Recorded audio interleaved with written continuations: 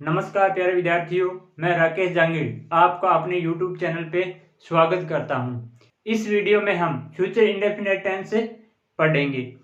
तो हम देखते हैं कि फ्यूचर इंडेफिनिट टेंस के हिंदी वाक्यों की क्या पहचान होगी। आप कैसे पहचानोगे कि ये वाक्य फ्यूचर इंडेफिनिट टेंस का है। तो हिंदी वाक्यों की क्रियाओं के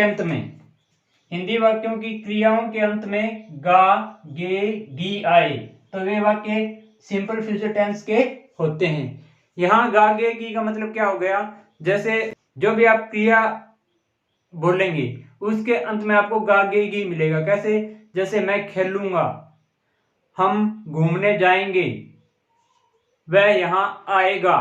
तो इस प्रकार के सेंटेंस आपको मिलेंगे।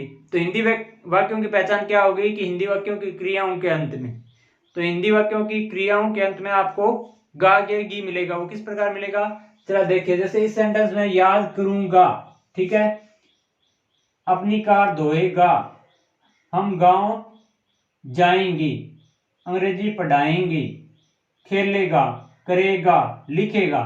तो इस प्रकार के आपको शब्द मिले, क्रिया के अंत में इस प्रकार के शब्द आपको मिले। इसका मतलब वो कौन सा टेंस है, फ्यूचर इंडेफिनिट टेंस या सिंपल फ्यूचर टेंस है। अब हमने पहचान तो कर ली कि हिंदी वाक्यों की पहचान कैसे करेंगे। अब इस टेंस के सेंटेंस बनाने के लिए आपको कौन कौन से नियम ध्यान में रखने हैं उनको जानेंगे। तो सबसे पहले आपको ये ध्यान रखना है कि इस टेंस में हेल्पिंग वर्ब क्या लगेगी। दूसरा कि इस टेंस में मेन वर्ब की कौन सी फॉर्म में आएगी। तो चलिए देखते हैं रूल्स में क्या लिखा हुआ है। तो सबसे पहले हम देखेंगे कि इसमें आई तथा वी के साथ हेल्पिंग वर्ब क्या लगेगी, सेल लगेगी।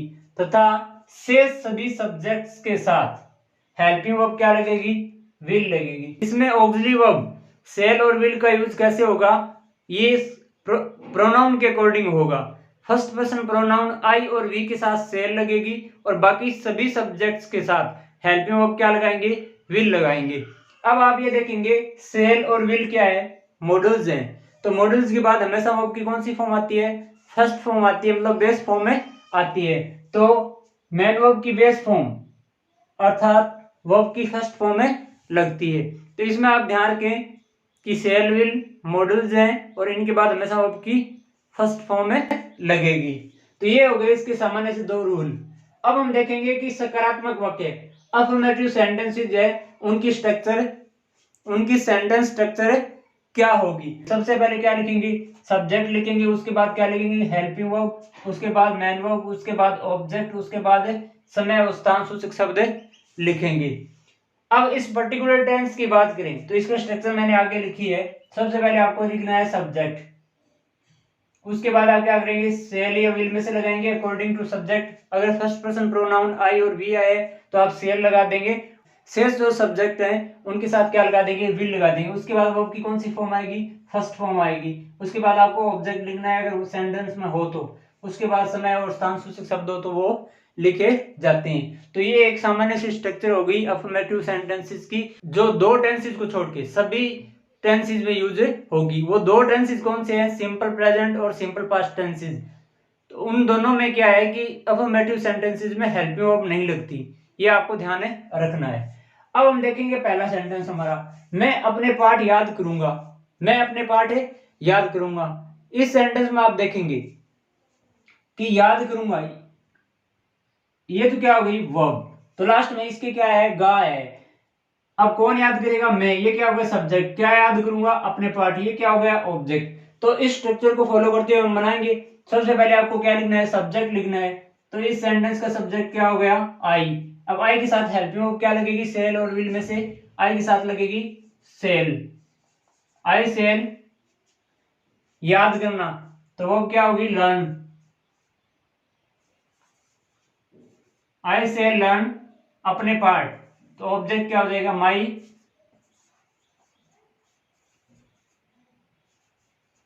लेसन्स।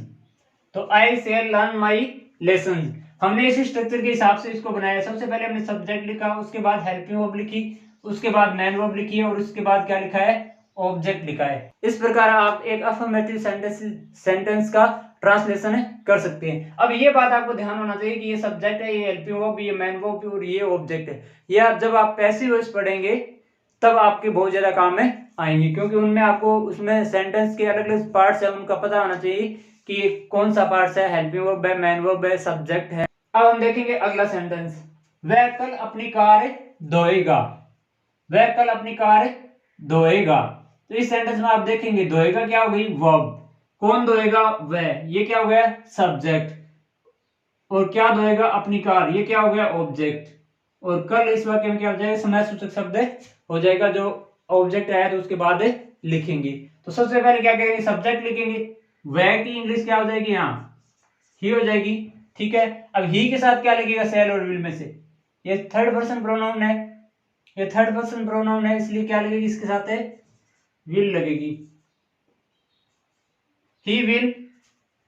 अब धोना क्या होता है, वॉश, वो की फर्स्ट फॉर्म लिख देंगे, ही विल वॉश अपनी कार।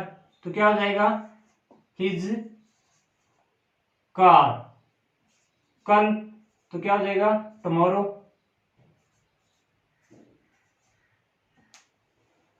अब देखिए सबसे पहले हमने क्या लिखा, सब्जेक्ट लिखा, उसके बाद हमने क्या लिखी, हेल्पिंग वर्ब, उसके बाद मैन वर्ब की फर्स्ट फॉर्म, उसके बाद ऑब्जेक्ट, उसके बाद समय सूचक शब्द आया था वो लिख दिया। तो इस प्रकार हम एक अफर्मेटिव सेंटेंस की स्ट्रक्चर के अकॉर्डिंग इसको बना सकते हैं। अगला हमारा सेंटेंस है, हम अगले महीने अपने गांव जाएंगे। इस सेंटेंस में आप देखेंगे तो जाएंगे तो क्या हो गई, वर्ब। कौन जाएंगे, हम क्या हो गई, हम क्या हो गए इस वाक्य में, सब्जेक्ट। ठीक है, अब जाना और आना वर्ब के बाद आपको स्थान दिया हुआ मिलेगा। तो इसमें स्थान क्या दिया हुआ है, अपने गांव, जो वर्ब के तुरंत बाद में लिखा जाता है। ये क्या है, समय सूचक शब्द है, अगले महीने। ठीक है, तो सबसे पहले आना और जाना क्रिया, गो और कम क्रिया, जो मूवमेंट वाली जो क्रिया होती है उनके बाद अगर स्थान आता है तो सबसे पहले उस स्थान को लिखा जाता है। ठीक है, उसके बाद जो समय संबंधित या कोई अन्य शब्द बच जाएगा उसको लिखेंगे। तो सबसे पहले हम क्या करेंगे, इस स्ट्रक्चर को फॉलो करते हुए लिखेंगे। इसमें ऑब्जेक्ट आया नहीं है, ठीक है, इस बात का भी ध्यान रखेंगे। तो सबसे पहले हमने क्या लिखा, इस स्ट्रक्चर के हिसाब से चलेंगे। तो सब्जेक्ट हमारा इस सेंटेंस का क्या है, वी। सब्जेक्ट इस सेंटेंस का क्या है, वी। वी के साथ हेल्पिंग वर्ब क्या आएगी, सेल। वी सेल, जाना क्या होता है, go. We shall go to अपने गांव, और village. We shall go to our village अगले महीने। तो क्या हो जाएगा, next month. We shall go to our village next month. इसका प्रोनाउंसिएशन ध्यान रखेंगे, जो जैसे ये होता है ना, एजी लगा होता है, कॉलेज, विलेज। ठीक है, तो इसका उच्चारण क्या होगा, विलेज। इसको हम विलेज बोलते हैं, इसका उच्चारण सही क्या होता है, विलेज। अगला सेंटेंस आप देखेंगे, श्रीमान पंकज आपको अंग्रेजी पढ़ाएंगे। अगला सेंटेंस क्या है, श्रीमान पंकज आपको अंग्रेजी पढ़ाएंगे। तो इस सेंटेंस में पढ़ाएंगे क्या हो गई, वर्ब हो गई। कौन पढ़ाएंगे, श्रीमान पंकज, ये क्या हो गया, सब्जेक्ट। क्या पढ़ाएंगे, अंग्रेजी, ये क्या हो गया, ऑब्जेक्ट। किसको पढ़ाएंगे, आपको, ये भी क्या हो गया, ऑब्जेक्ट। तो सबसे पहले हम क्या करेंगे, स्ट्रक्चर के हिसाब से लिखेंगे, सब्जेक्ट लिखेंगे। तो सबसे पहले लिखेंगे सब्जेक्ट, मिस्टर पंकज। अब इसके अकॉर्डिंग हेल्पिंग वर्ब क्या लग जाएगी, विल। मिस्टर पंकज विल पढ़ाएंगे, तो क्या हो जाएगी वर्ब, पढ़ाना, teach. Mister Pankaj will teach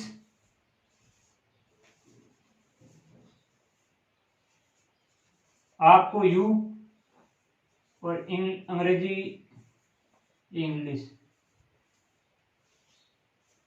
mister Pankaj will teach you English. इस सेंटेंस में आप इंग्लिश को पहले भी लिख सकते हो। अगर आप यहाँ इंग्लिश लिखते हो यू की जगह, क्योंकि इसमें दो ऑब्जेक्ट है, दोनों ऑब्जेक्ट है, आप इसको पहले लिखेंगे, तब यू से पहले क्या लगाना पड़ेगा, प्रेपोजिशन लगानी पड़ेगी, टू।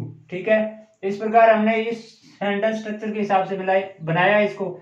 सबसे पहले हमने रखा सब्जेक्ट, उसके बाद हमने रखी हेल्पिंग वर्ब, उसके बाद हमने रखी मेन वर्ब, उसके बाद ऑब्जेक्ट, और उसके बाद दूसरा ऑब्जेक्ट आया उसको रख दिया। अगर आप सजीव ऑब्जेक्ट को पहले रखते हो तब तो प्रीपोजिशन की जरूरत नहीं है, और अगर आप निर्जीव ऑब्जेक्ट को मतलब डायरेक्ट ऑब्जेक्ट को पहले लिखते हो तब आपको प्रीपोजिशन लगानी पड़ेगी।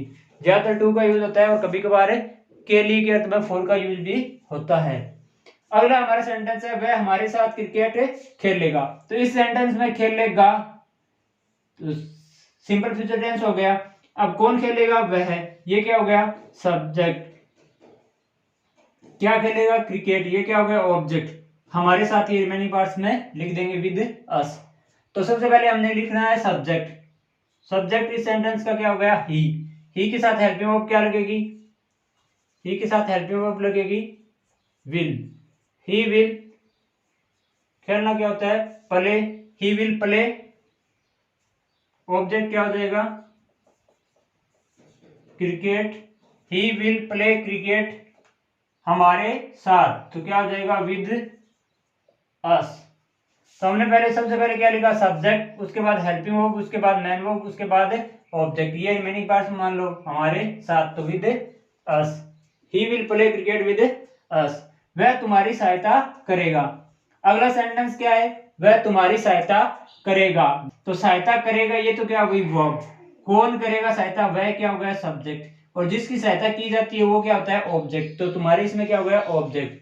अब हम देखेंगे सबसे पहले क्या लिखना है, सब्जेक्ट, ही के साथ हेल्पिंग वर्ब क्या लगेगी, विल, ही विल, सहायता करना क्या होता है help, he will help you, he will help you, he will help you.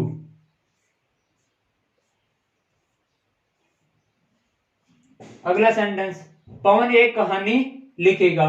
इस सेंटेंस में आप देखेंगे लिखेगा तो क्या हो गई वर्ब, कौन लिखेगा, पवन, ये क्या हो गया सब्जेक्ट, क्या लिखेगा एक कहानी, ये क्या हो गया ऑब्जेक्ट। तो सबसे पहले क्या लिखेंगे, सब्जेक्ट लिखेंगे।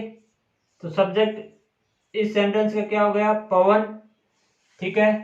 पवन के अकॉर्डिंग हेल्पिंग वर्ब क्या लग जाएगी विल, पवन विल लिखना होता है right, Pawan will write a story. इस सेंटेंस में आप देखेंगे पवन क्या हो गया सब्जेक्ट, विल क्या हो गया हेल्पिंग वर्ब, ये क्या हो गया मैन वर्ब, ये क्या हो गया ऑब्जेक्ट। तो इस प्रकार आप अफर्मेटिव सेंटेंसेस का ट्रांसलेशन कर सकते हैं। तो आशा करता हूं सिंपल फ्यूचर टेंस के अफर्मेटिव सेंटेंस की स्ट्रक्चर और उसका ट्रांसलेशन कैसे करें ये समझ में आ गया होगा।